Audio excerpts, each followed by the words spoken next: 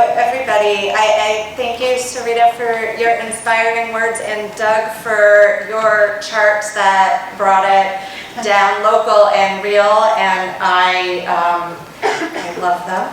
So, and thank you, everybody, for being here and being such wonderful advocates. I have always looked forward to this forum, and I learn so much, and I use the information that I learn here. So it's just an honor to be up here on this panel.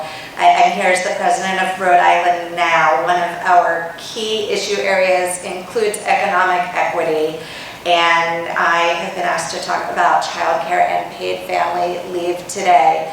Almost all of the speakers today have spoken about those issues. They are so very important. 4 quick things about childcare from my own personal and professional life. I think everybody with children and families struggles in different ways with these issues.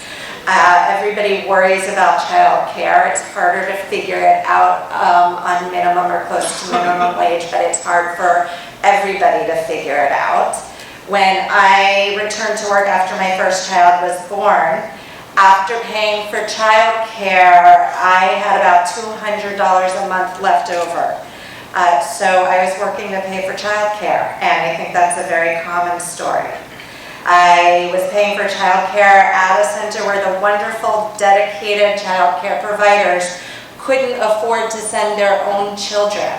And several of them were actively struggling with what to do with their children so they could take care of mine. And while I was at work, one of my colleagues outside of my office came to me one day because I am a lawyer and sometimes I have answers, or people think I do. And so she came to me for some good legal advice about what to do to convince her employer not to give her a 25-cent an hour wage. That if she would have had to quit her job so that she could take care of her kids because of the cliff effect of the child care subsidy. And Doug, I really loved your slide about the cliff. And one of the things that reducing the cliff effect does, it does 2 things. It makes the cliff less precipitous. And it also spaces it out for workers who are hopefully gradually getting raises. And maybe it puts off the cliff until a time when their kids are in kindergarten and child care costs are less for everyone. So there are 3 important bills up for hearing in House Finance on Wednesday. 2 of them are in here, 7115, 7236. A third one is 7823. I would like to just do a quick shout out. I think all of our legislators have left, but Senator Crowley, Representative Diaz, Representative Blazejewski, and Senator Golden have played key roles in sponsoring this legislation. The 3 bills up for hearing in House Finance on Wednesday afternoon make child care assistance more supportive of family needs by increasing eligibility for help paying child care, by maintaining a program which reduces the cliff effect and will allow families to continue to work without fear of losing their child care. And it would provide incentives for child care centers to provide high quality care, which costs money, and maybe to pay their child care workers a little bit more too. In addition to affordable and safe child care, families need time to spend with new babies or to take care of ill family members. Senator Golden, as we've heard many times, and many others in this room, were really instrumental in making Rhode Island the 3rd state in the country to pass legislation to ensure that Rhode Islanders have access to paid family leave through the temporary caregiver insurance program.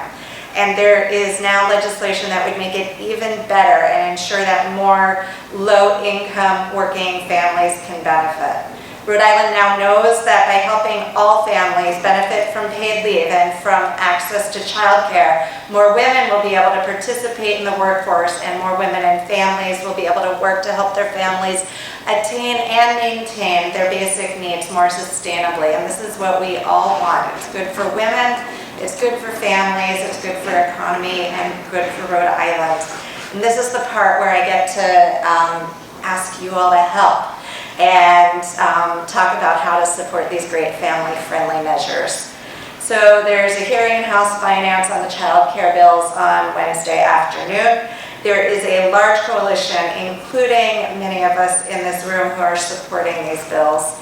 You can also come and testify at the hearing.